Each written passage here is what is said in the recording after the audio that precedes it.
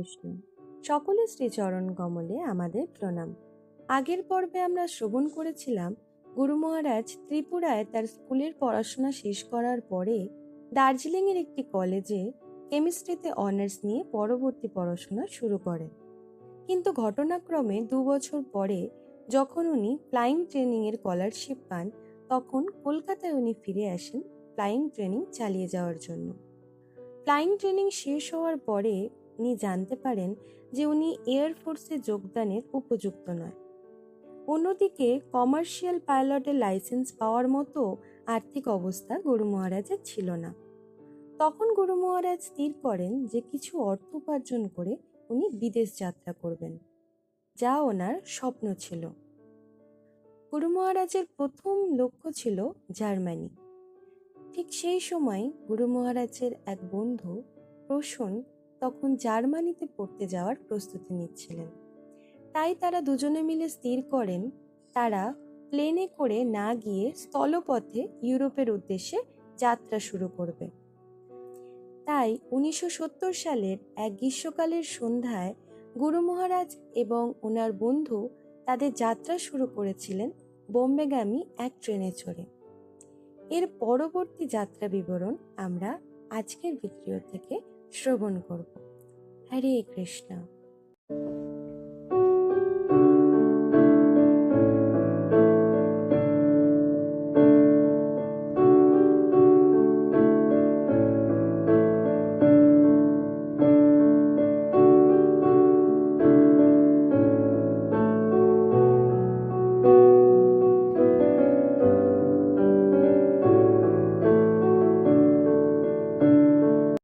প্রসূন আর আমি Jack ক্যারুয়াকের on the road বইটি পড়ে তার দ্বারা প্রভাবিত হয়েছিলাম।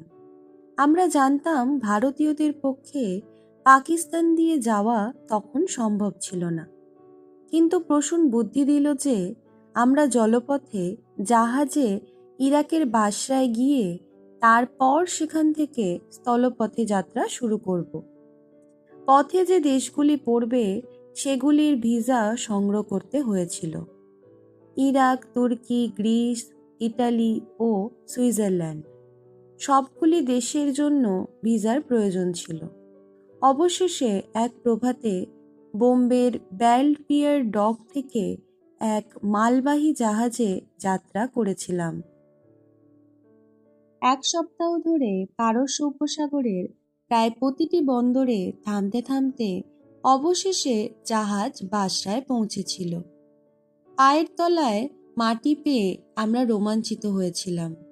ভারতের বাইরে এর আগে কখনো পা রাখিনি বলে আমরা দুজনেই যেন মন্ত্রমুগ্ধ হয়েছিলাম।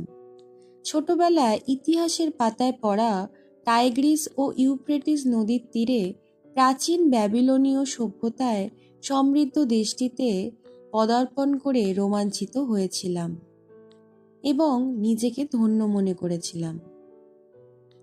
আমার মানসপটে ভেসে উঠেছিল সেই ঝুলন্ত উদ্যান, যেটি রাজা নেবুকাদনেজার নির্মাণ করেছিলেন তার গৃহাতুর মহিষীর বেদনাবিদুর মনকে সান্ত্বনা দেওয়ার জন্য।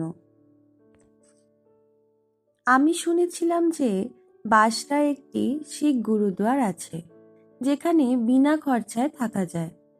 কয়েকটি স্থানীয় যুবককে দেখে তাদের কাছে সেই গুরুদ্বারে যাওয়ার নির্দেশ জানতে চেয়েছিলাম। তারা কেবল নির্দেশই দেয়নি, আমাদের সঙ্গে হেঁটে সেখানে আমাদের পৌঁছে দিয়েছিল।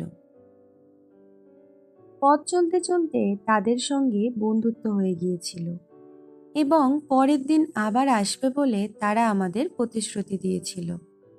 বাসরাতে বেশি দিন থাকার পরিকল্পনা আমাদের ছিল না, কিন্তু আমাদের সেই নতুন সঙ্গীদের সঙ্গে এমন সুন্দরভাবে সময় কাটছিল যে আমরা সেখানে কয়েকদিন থেকে গিয়েছিলাম।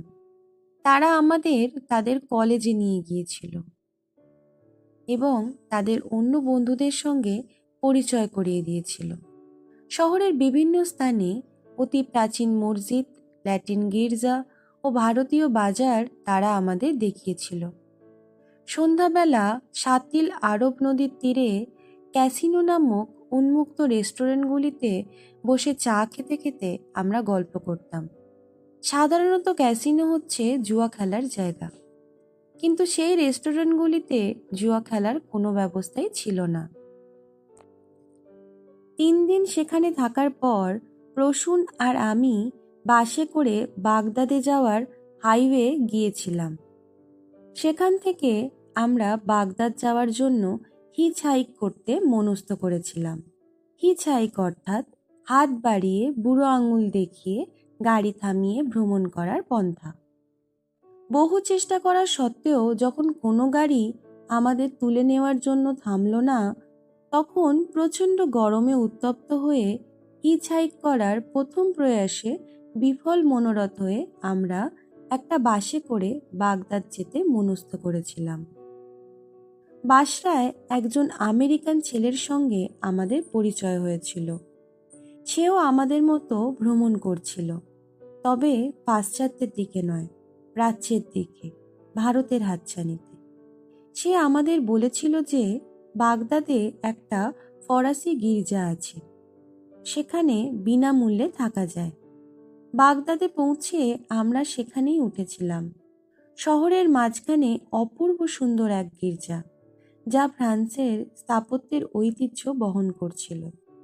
সেখানকার একজন মধ্যবয়স্ক ফরাসি ধর্মযাজক আমাদের সাদরে সেখানে থাকার অনুমতি দিয়েছিলেন। বাগদাদেও বাসরার মতো স্থানীয় কয়েকজন যুবকের সঙ্গে আমাদের পরিচয় হয়েছিল। তারা ছিল বিশ্ববিদ্যালয়ের ছাত্র। তারা বাগদাদের বিভিন্ন জায়গাগুলি আমাদের দেখিয়েছিল এবং রেস্টুরেন্টে গিয়ে তাদের অন্য বন্ধুদের সঙ্গে পরিচয় করিয়ে দিয়েছিল। যখন আমরা তাদের ধন্যবাদ জানাতাম, তখন তারা বলতো, কর্তব্য পালনের জন্য আবার ধন্যবাদ কিসের। তারা আমোদপ্রিয় হলেও ছিল রক্ষণশীল মুসলমান, তাই তারা মদ্যপান বা ধূমপান করত না। আমরা প্রায় প্রতিদিনই তাদের বাড়িতে যেতাম এবং তাদের বিশাল বাড়ির সুন্দর বাগানে বসে সোনার কাজ করা ছোট গ্লাসে চা খেতাম। তাদের একজনের মা আমাদের জামা কাপড় ইস্ত্রি করে দিয়েছিলেন।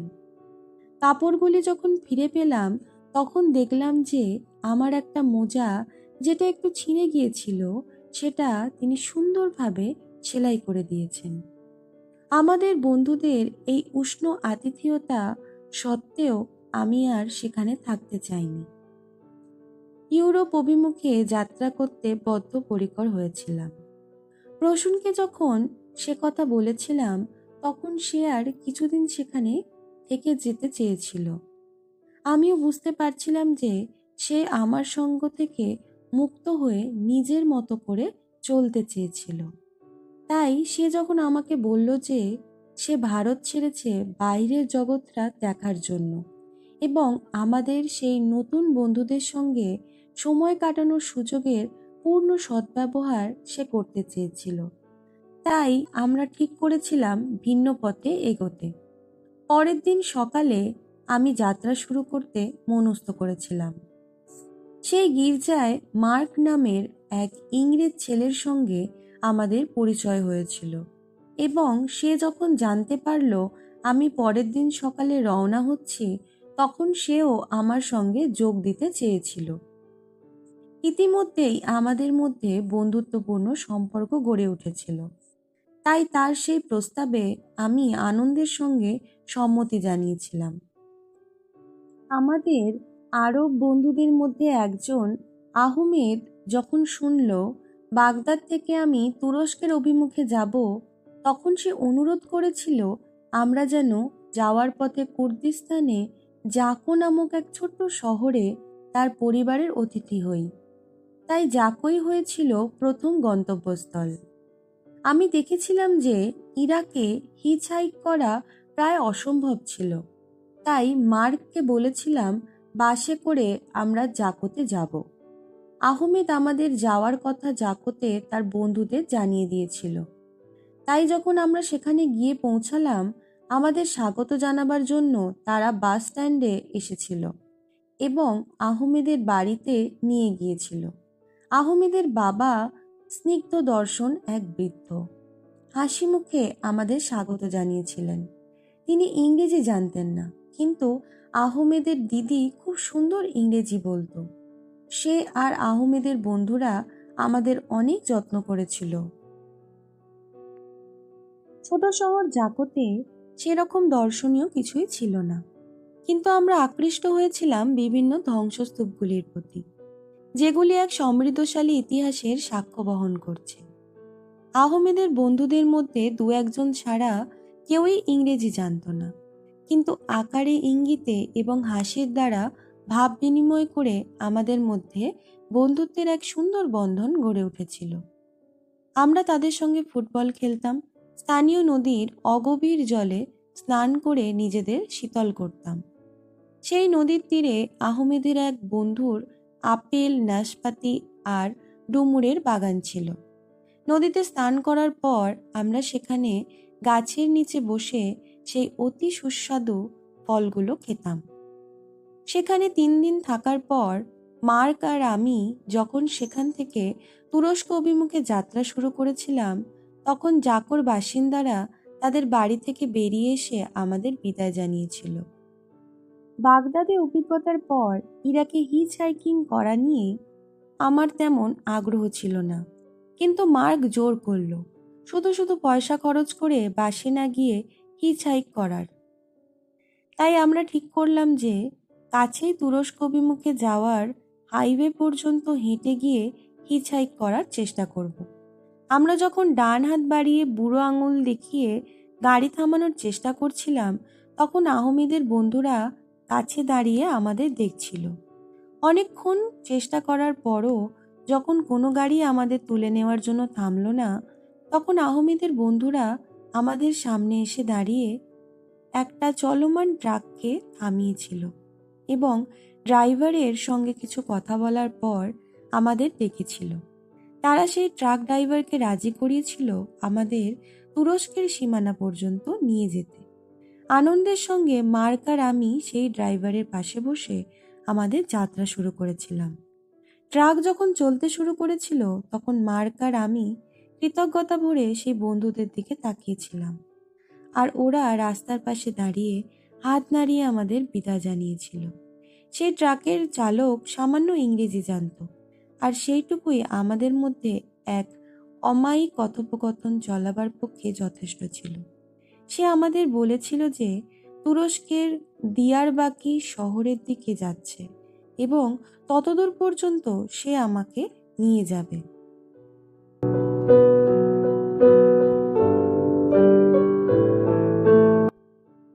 হরে কৃষ্ণ। আজকে আমরা শ্রবণ করলাম গুরু মহারাজ এবং গুরু মহারাজের বন্ধু তাদের যাত্রাপথে প্রথমে এসে পৌঁছান বাসরাতে। বাসরাতে 3 দিন থাকার পর তারা বাগদাদের উদ্দেশ্যে রওনা দেন। বাগদাদেও বেশ কিছুটা সময় কাটানোর পরে গুরু মহারাজ স্থির করেন ইউরোপের অভিমুখে যাত্রা শুরু করতে। কিন্তু যখন তার বন্ধু প্রসূনকে তিনি এই কথা জানান, তখন প্রসূন তার সাথে যেতে রাজি হননি। তাই গুরু মহারাজ স্থির করেছিলেন যে তিনি একাই তার পরবর্তী যাত্রা করবেন। সেই সময় গির্জায় এক ইংরেজ ছেলের সাথে গুরু মহারাজের পরিচয় হয়, যার নাম ছিল মার্ক। মার্ক হয়েছিলেন গুরু মহারাজের পরবর্তী যাত্রার সঙ্গী। তারা দুজনে প্রথমে কুর্দিস্তানের জাকু নামক একটি শহরে যান। তারপরে তারা তুরস্কের অভিমুখে যাত্রা শুরু করেন।